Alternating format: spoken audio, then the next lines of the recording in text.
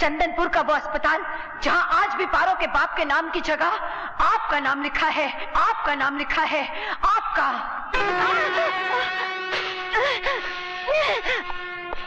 कमीनी, हमने तेरे साथ जवानी की रंगीन रातें बिताई थी तो तेरे बिस्तर पर रंगीन नोट भी बिछाए थे। तेरी हर गर्मा गर्म सांस की हमने गर्मा गर्म कीमत भी अदा की थी और तू हमारी उन मेहरबानियों को काले कर्मों का नाम देकर सरे बाजार ढंडोरा पीटने लगी है। जहरीली नागिन, हमने तेरा फन भी देखा, तेरी फुंकार भी सुनी। तू हमें डसने से पास नहीं आएगी, तुझे पैरों तले कुचलना ही पड़ेगा। हम जैसी औरतें मर तो उसी दिन जाती हैं जिस दिन इन कोठों की सीढ़ियों पे आती हैं। हाँ, जनाजा कई सालों बाद निकलता है। तो समझ लो आज वो दिन आ गया। अपनी औलाद को अपना नाम देने की बजाय तू एक माँ को मौत का नाम दे रहा है। जा, मेरा श्राप है तुझे कि तेरी मौत इतनी घिनौनी होगी, तेरे शरीर से तेरे भयानक पापों की वो बदबू उठेगी कि सारा शहर तेरी लाश पे अपने दरवाजे बंद कर लेगा। तुझे कांधा देने वाला भी कोई नहीं होगा। राणा, माँ जी, मैं शंकर हूँ, दरवाजा खोलो। नागिन, लगता है ये भी किसी सांप का सपोला है। जा जाकर दरवाजा खोल। लेकिन अगर तूने जुबान खोली तो पहली गोली शंकर के सीने के पार होगी, दूसरी तेरे और तीसरी तेरी बेटी पारो के सीने में। जा। माजी, शंकर बेटा तुम? माजी, शंकर की जिंदगी एक तलाश थी। मैं जी रहा था किसी को मौत का तमाशा दिखाने के लिए। मैं कुछ समझी नहीं बेटा। तुमने भरी महफिल में चंदनपुर का नाम लिया था और मुझे चंदनपुर के एक जले हुए चेहरे के बारे में जानना है। तुम किस चेहरे की बात कर रहे हो बेटा? मैं कुछ नहीं जानती। मैं उस जले हुए चेहरे की बात कर रहा हूं जिसने हमारी तकदीरें जला दी।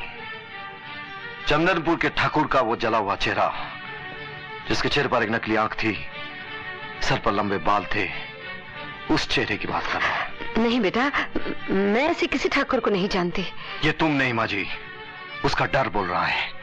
लेकिन शंकर तुम्हारी रक्षा करेगा। सिर्फ एक बार मुझे एक बार बता दो, कौन है वो? मैंने कह दिया ना कि मैं ऐसे किसी ठाकुर को नहीं जानती। लेकिन मैं तुम्हें अच्छी तरह से पहचानता हूं। जिस तरह उस रात मेरी एक आंख में उसकी शक्ल छप गई थी और दूसरी आंख में तुम्हारी। तुम्हें वो किस्सा जरूर याद होगा जिस रात एक 12 साल के बच्चे ने चंदनपुर के ठाकुर के चेहरे पर एक जलती हुई चीता की लकड़ी दाग दी थी। याद है?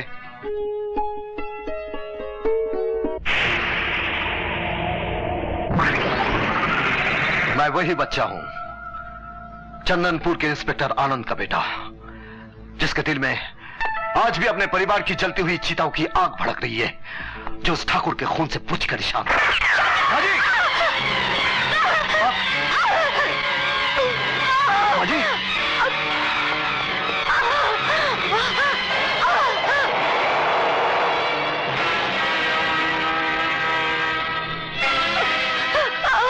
माजी, माजी, बोलो माजी, बोलो, बोलो माजी।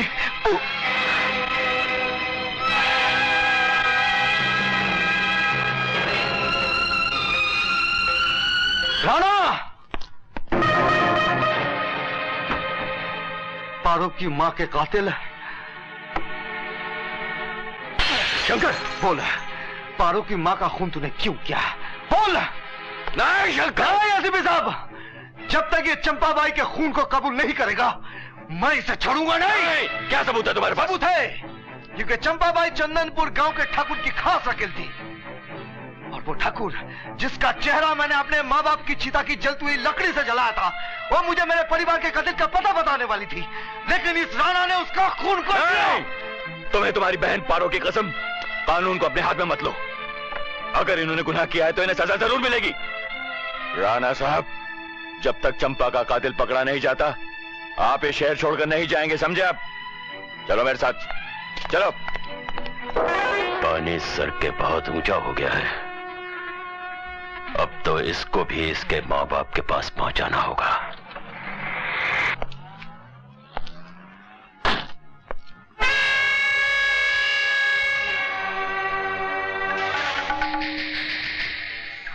कौन हो तुम लोग? तुम्हारा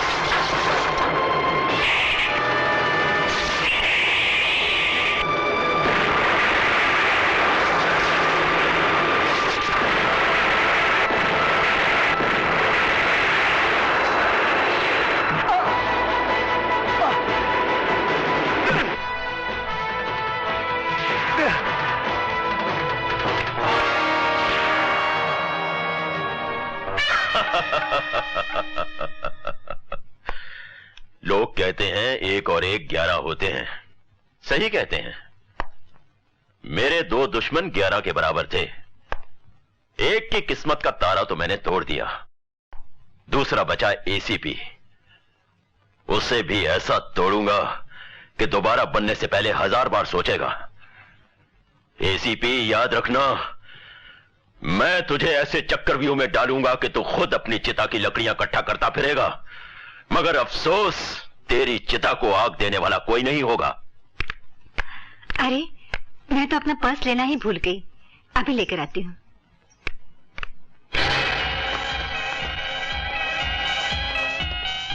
अरे पारो भाई, ये क्या?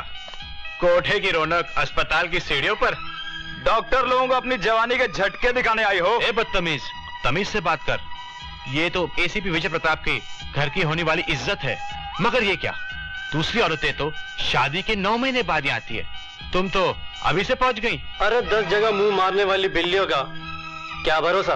किसी का गर्भपात कराने आई थी क्या, या किसी के रेडीमेड पाप से राज को बाप बनाने का इरादा है?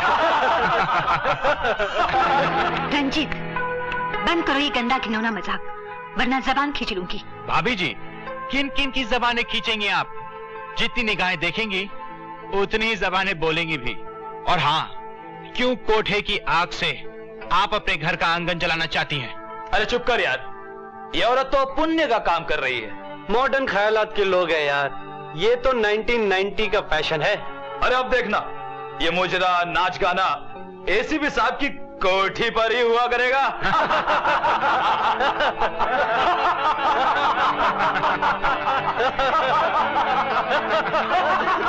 चलो पारो बेटी।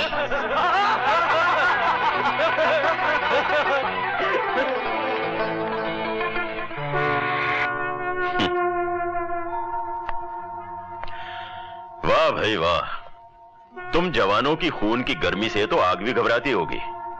शाबाश, हमने जैसा कहा था तुमने वैसा ही कर दिखाया। अंकल, जरा सी हिम्मत और ताकत और दे दो हमें, फिर देखना कि सारा शहर एसीपी के मुंह पे थूकने लगेगा। तब तो हमारे दामाद बनने का सेहरा तुम जैसे बेबाक जवान के सर पर ही होना चाहिए। उस 2 कौड़ी के रंजीत की ये मजाल कि उसने मेरी दोस्ती पर ऐसा जूता मारा। मैं उसे राज, राज रुक जाओ राज। नहीं भाभी माँ, जिस तरह रंजीत आप लोगों की इज्जत से खेला है, मैं उसी तरह उसके खून से होली खेलूंगा। भाभी हट जाओ।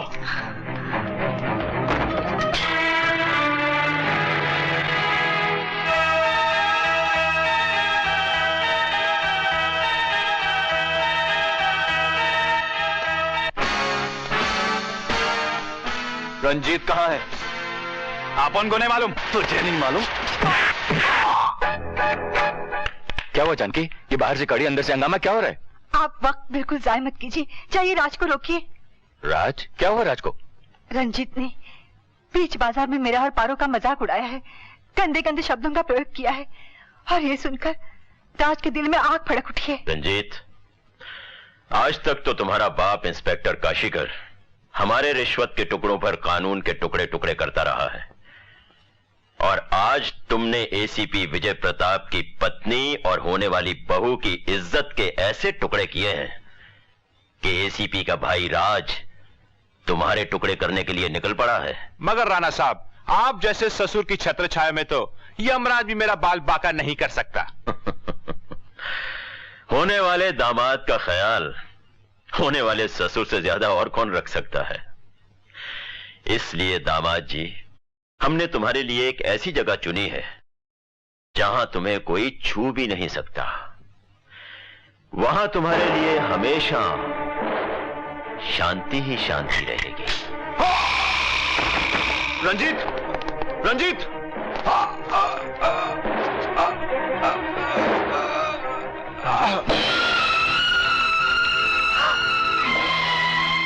राज, राज,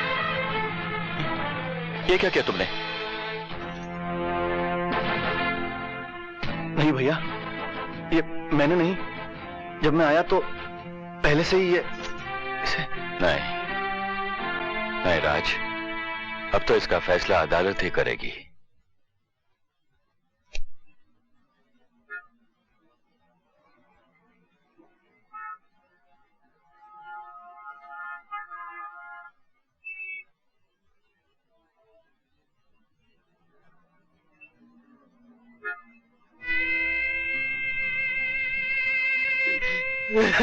मर गया राणा साहब, मैं मर गया।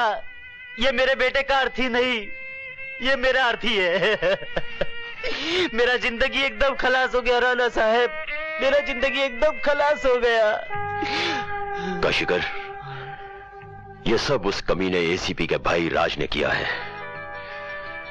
कातिल बहुत मक्कार है काशीकर, कानून से बच निकलने की पूरी कोशिश करेगा वो। नहीं राणा साहब, मेरे बेटे का आत्मा को तभी शांति मिलेगा जब मैं उस खूनी को सजा दिलाएगा। दिलानी ही चाहिए।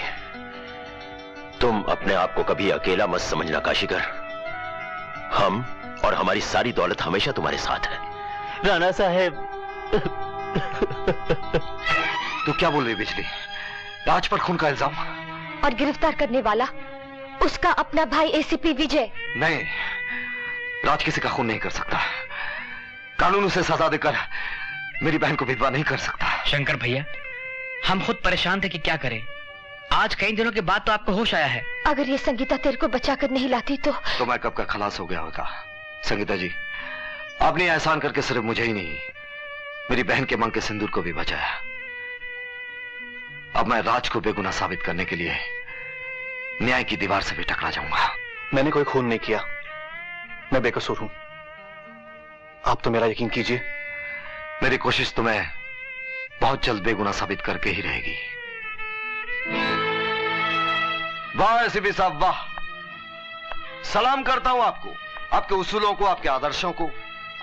वाकई यह वर्दी पहनकर सर उठाकर जीने का हक है आपको, लेकिन इंसाफ और कानून की चौखट पर आपको अपने बेगुनाह भाई की बलि चढ़ाने का कोई अधिकार नहीं है। शंकर, मेरे अधिकार और मेरे उसूल मुझे समझाने की कोई जरूरत नहीं, क्योंकि आपने जिंदगी में अपने फर्ज की ऊंचाई से भी ऊंचे कारनामे किए हैं, और आज अपने बेगुनाह भाई को सजा दिलवाकर आपका एक और कारनामा मशहूर हो जाएगा।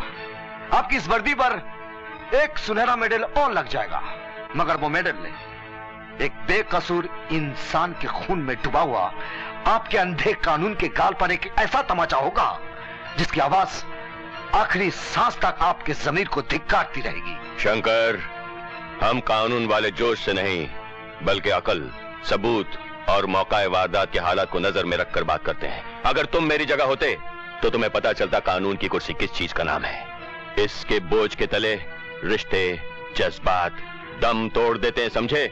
मुझे आपकी कुर्सी पर बैठने की कोई तमन्ना नहीं, ना ही उसका वजन तोलना है, लेकिन आपके अंधे कानून के हाथों मैं राज की गर्दन नापने नहीं दूंगा, ना ही उसका सुहाग उजाड़ने दूंगा जिसे अपनी बहन माना है। आपका कानून जिंदा रहे या ना रहे, मैं अपने मरते दम तक मेरी बहन के सुहाग राज को मरने नहीं दूंगा।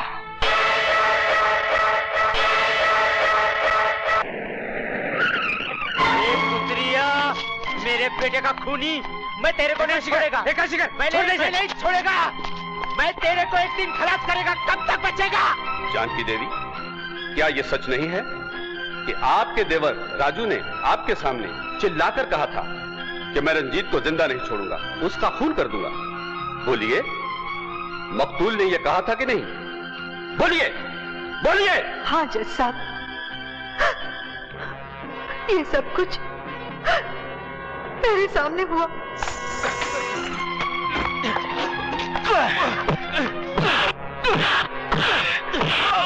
बोल, रंजीत का कातिल कौन है? बोल। मुझे नहीं मालूम।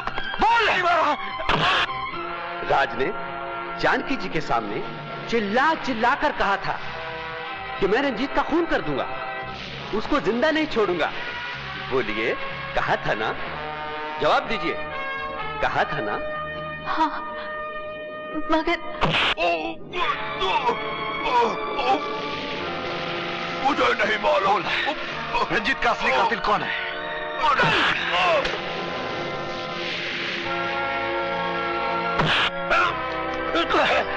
बोल, रंजीत का असली कातिल कौन है? मैं नहीं जानता। बोल, मैं नहीं जानता। बोल, रंजीत का असली कातिल कौन? नहीं मालूम। बोल।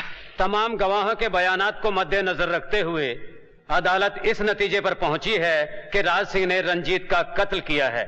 इसलिए यह अदालत ताज़ीरात हिंद दफा 302 के तहत राज सिंह को सजाए मौत का हुक्म सुनाती है। नहीं जज साहब, नहीं, मैं बेकसूर हूं जज साहब। Cheers! भाई वाह, हमारे एक ही वार से काशीकर का बेटा भी मारा गया और एसीपी का भाई भी कानून के शिकंजे में आ गया। राणा साहब, कहीं काशीकर को पता चल गया तो वफादारी की दुम हिलाने की बजाय दांत काटना शुरू कर देगा।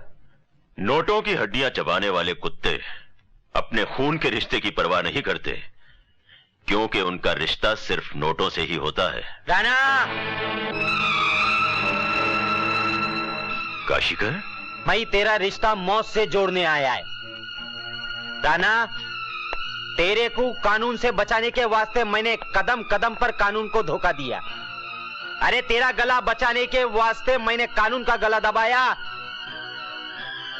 और तूने मेरा बेटे को मार दिया। मेरा बेटा रंजीत को मार दिया। अरे तो बेटा था मेरा, ये भाड़िया, ये कुतरिया। अरे मैं तेरा जिंदगी खलास कर देगा। मैं तेरे को छोड़ेगा नहीं रे, जिंदा नहीं छोड़ेगा। छोड़ दे मेरे को, छोड़ दे। मेरे बेटे का कातिल है तू, ये कुतरिया, ये भाड़िया, ये छोड़ दे मेरे को छोड़ दे। मैं तेरे को जिंदा नहीं छोड़ेगा रे, मैं तेरे को मार डालेगा। काशीकर, जानते हो जब कुत्ता पागल होकर हड्डियां खिलाने वाले मालिक पर झपटता है तो मालिक उस कुत्ते का क्या हशर करता है? राणा, हशर तो मैं तेरा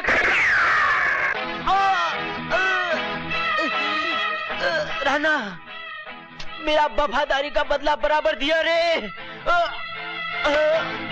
डैडी, नहीं राणा, नहीं तू नहीं जा सकता राणा।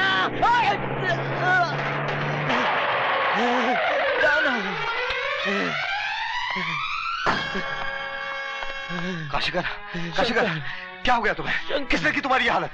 राणा ने मेरे बेटे रंजीत को मारा। कहाँ राणा? कहाँ है? वो शहर छोड़ के जा रहा है। उसे रोकने का काम सिर्फ एसीपी साहब कर सकते हैं।